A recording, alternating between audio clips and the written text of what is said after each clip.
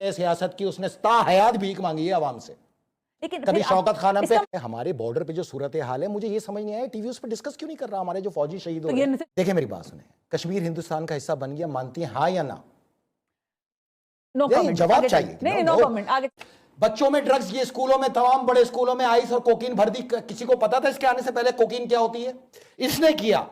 आपने सबसे पहले घबराना नहीं। आपसे पहले कहा मैं किसी की इबादतों में खलल नहीं डालता, बिल्कुल ठीक है, इलावा उन इबादतों के जिसकी तशहीर की जाए खुसूसी तौर पे। वो भी मैं तो कहती हूँ उसमें भी ना ही कलाम हो, लेकिन जिसने अय्या का ना बदो वैया का नस्तईन कह के सियासत की उसने ताहयात भीख मांगी है आवाम से। लेकिन कभी शौकत खानम पे इसका मकसद है कि आप इसका एक मिनट ना फैसल, इसका मकसद ये है कि आप ऑपोजिशन के बयानिए के साथ हैं। नहीं, मैं अपने बयानियों पे हूं। मैं इसके खिलाफ 2007 से हूं, जब ये तालिबान की हिमायत किया करता था। 18 अक्टूबर के धमाकों के बाद इसने वो रद्द अमल करार दिया था हमें। और जितनी यहाँ शहादतें हुई हैं, ये किसी शहादत के ऊपर नहीं गया, ना लाश पे गया। आज तक ये पिशावर भी नहीं गया। इसकी हुकूमत है ना, पिशावर में इतना बड़ा सानिया हुआ, 100 लोग शहीद हो गए। तुम्हारी हुकूमत है, तुम जिम्मेदार हो। मुझे समझ में नहीं आया वो जिन लाशें लेके खामोश क्यों बैठे हुए और उनसे मुंसलिक लोग इसके पीछे क्यों चल रहे हैं। तुम्हारी लाशों पे आना उसने गवारा नहीं किया, ना वो कोयटा में गया, ना यहाँ गया। तो आप कैसी बातें कर रही हैं? बात क्लियर होती है। गलत टाइम में इस वक्त पूरी दुनिया जंग की लपेट में है। हमारे बॉर्डर पे जो सूरत हाल है, मुझे ये समझ नहीं आया टीवी उस पर डिस्कस क्यों नहीं कर रहा। हमारे जो फौजी शहीद हो गए, इनसे छुटकारा मिले, कोई कह रहा था इसीलिए निकाला गया है जनाब। यहीं से अनार्की का आगाज होना है ना, यहीं से तो आपस में रिफ्ट पड़नी है। पूरे माशरा, सकाफत, तहजीब सब तबाह हो गया। इस मुल्क में बचा क्या है? हर पैसे वाला आदमी पाकिस्तान से भाग रहा है, ये याद रखिएगा। यहाँ सिर्फ कन टूटते रह जाएंगे। गरीब तो देखे ना, गरीब आप निकल के पूछे गरीबों से क्या चाहिए। गरीब फिर वाह वाह जे जे, ये सियासत, मैं आपको कल का बता रही हूं, बल्कि मैं क्लियर कर दूं। पहला बिजली का बिल जब आएगा ना, ये अप्रैल के बाद, अप्रैल में आपको अंदाजा होगा कि मैं क्या कह रहा हूं। इसी एनर्जी क्राइसिस से अनार्की फूटेगी। हमें कोशिश ये करनी चाहिए हर सूरत इस क्राइसिस को कंट्रोल करें। हमें चाहिए कि इस वक्त ऑयल की प्राइसेस को कंट्रोल करें। हमें चाहिए कि दुनिया इस वक्त सस्ते ऑयल की तरफ जा रही है, हम वहां जाए। हम आज भी बद्दू परस्ती, बादशाह परस्ती में लगे। मेरी बात सुने, पीपल्स पार्टी भाई, तहरीक आदम एतमाद, आप इस तहरीक आदम एतमाद पे नजर ना रखें। महीने बाद सिंध में जो आएगी उस पर नजर रखें।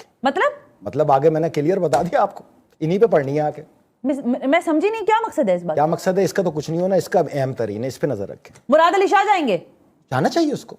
उनके खिलाफ तहरीक ये 50-50 हजार डकैतियां 2-2 महीने में हो रही है, इसको रहना चाहिए।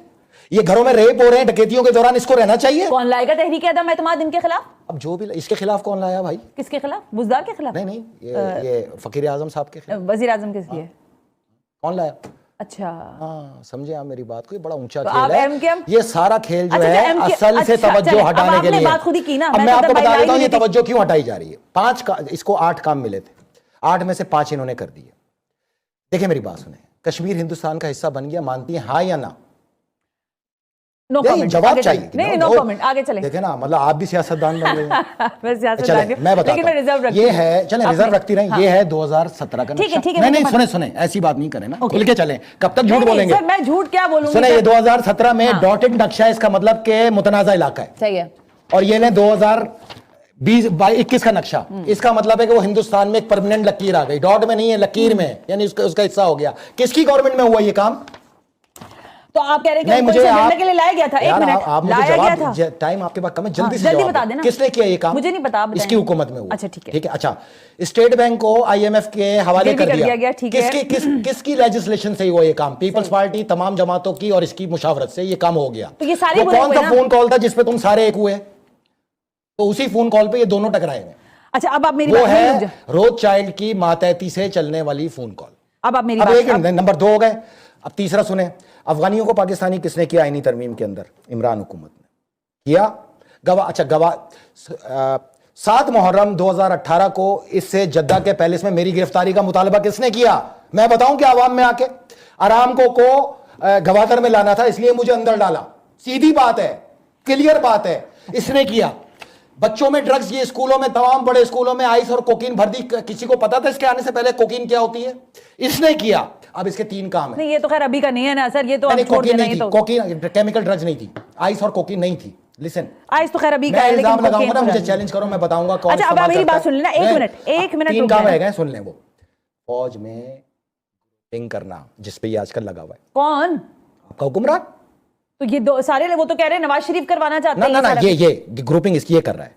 जब तक फौज में ग्रुपिंग नहीं होगी इस रियासत को कोई नहीं तोड़ सकता। यही इसका सबसे बड़ा पैरामीटर है। इसीलिए मैंने कहा था आज से 1.5 साल पहले कि हम सिर्फ उस हुक्म को मानेंगे जो ISPR से जारी होगा, और अपने फॉलोअर्स को भी यही कहता हूं, ना पार्लियामेंट की सुनना ना अदालत की सुनना तो सिर्फ सुनना ISPR की सुनना, क्योंकि हमने इस ग्रुपिंग को नहीं होने देना। फौज को मुतहद रखना है, फौज को हर सूरत ताकतवर करना है ताकि हम अपनी रियासत को बचा सकें। अब क्यों आलमी इदारों के एजेंडे पे चल के इस फौज को मुतनाजा बना के अवाम पाकिस्तान में मौजू बनाकर इस मुल्क को बर्बाद करने की कोशिश की जा रही है। खुद तुमने कानून बनाया, खुद तुमने वोट दिए, खुद तुमने इसको आर्मी एक्ट का हिस्सा बनाया, और भारत दूसरी बातें करते हो, मुनाफिक। हाँ, अच्छा, वहीं से मेरा ख्याल फिर चीन के जो वजीर खारजा है वो भारत जाते हैं, लेकिन जो वहां से स्टेटमेंट आई है वो कोई इतनी पॉजिटिव नहीं है। वो चीनी वजीर खारजा बात कर रहे हैं, वो अमन की बात कर रहे हैं, मामला को आगे बढ़ाने की बात कर रहे हैं, और भारत कह रहा है कि जब तक बॉर्डर डिस्प्यूट जो है वो हल नहीं होगा तब तक जो ताल्लुका ठीक नहीं होते। तो ये जो स्टेटमेंट वहां से, इसको आप कैसे देखते हैं? देखिए, एक तो भारत तो पहले ही नाराज था। उनके दौरे से पहले आपको पता है कि जो OIC के वज़ीर खारजा की कॉन्फ्रेंस में चीन के वज़ीर खारजा ने वाज़ेह तौर पर कश्मीर के ऊपर बात की। उन्होंने कश्मीर का जो मसला है वो अक़वाम मुत्तहिदा की करारदादों के मुताबिक हल होना चाहिए, उस पर रद्द-ए-अमल आया। चीन की जो भारत की वज़ारत खारजा उन्होंने पसंद नहीं किया उसे कि जी आपका इसमें लेना देना नहीं, ये तो एक इंटरनल मामला है। तो ज़ाहिर है कि उससे भी मामला थोड़े से ख़राब हुए। ये बात बिल्कुल ठीक है। जो विजिट है, जो चीन के वज़ीर खारजा हैं वो ज़रा रिकन्सिलिएटरी थे। उनका कहना था कि ये जो बॉर्डर के मामला था उनके बकौल इनसे बढ़ के आगे जाना चाहिए, लेकिन जो भारत के वज़ीर खारजा हैं वो कहते हैं कि जब तक आप ये जो बॉर्डर वाला मामला है ये सेटल नहीं होता तो ताल्लुकात जो है वो नॉर्मलाइज नहीं हो सकते। क्योंकि आपको पता है कि ये जो लद्दाख के एरिया में खास करके 5 अगस्त 2019 को कश्मीर का जो इकदाम किया, तो उसके बाद जो मूवमेंट चीन की तरफ से हुई, और भारत का ख्याल है कि जो चीनी अफवाज की तरफ से जो पेशकदमी की गई वो बहुत से इलाके हैं जो पहले भारत के कंट्रोल में थे। ब्रीफली इसका 1 पॉइंट एजेंडा क्या था चीनी वज़ीर खारजा? देखिए, 1 पॉइंट एजेंडा तो यही था कि इसको नॉर्मलाइज किया जाए, ताल्लुकात को मामूल पे लाया जाए। क्योंकि चीन के वज़ीर खारजा ने वहां पे कहा भी कि जो चीन है वो यूनिपोलर वर्ल्ड पे बिलीव नहीं करता। वो चाहता है कि भारत का भी जो एक रोल है रीजन के अंदर वो उसको एक्सेप्ट करते हैं। और बहुत से ऐसे मामला है, खास करके यूक्रेन के मामले में अगर आप देखें तो चीन और भारत और इवन पाकिस्तान ये आपको एक पेज पे लगते हैं। तो ये यूक्रेन वाला मामला भी वहां पे डिस्कशन हुई है। चीन की कोशिश है कि वो भारत के साथ उनके मामलात ज्यादा खराब ना हो, क्योंकि अगर खराब होंगे तो उनको लगता है कि गैर जरूरी तौर पे डिस्ट्रैक्शन है कि जो उनकी कोशिश है, जो उनका इकोनॉमिक प्लान है, जो वो चाहते हैं कि अपने आप को एक असर्ट करवाएं as a major economic player, तो उसमें शायद एक रुकावट आ सकती है। तो चीन की तरफ से ये कोशिश थी कि मामलात को सेटल किया जाए, लेकिन लगता यह है कि शायद भारत अभी तक वो तैयार नहीं है। उनका ख्याल है कि जब तक जो भारतीय जो चीनी अफवाज हैं वो पुरानी पोजीशन पे लद्दाख के रीजन में वापस नहीं चली जाती तो मामलात जो हैं वो मामूल पर नहीं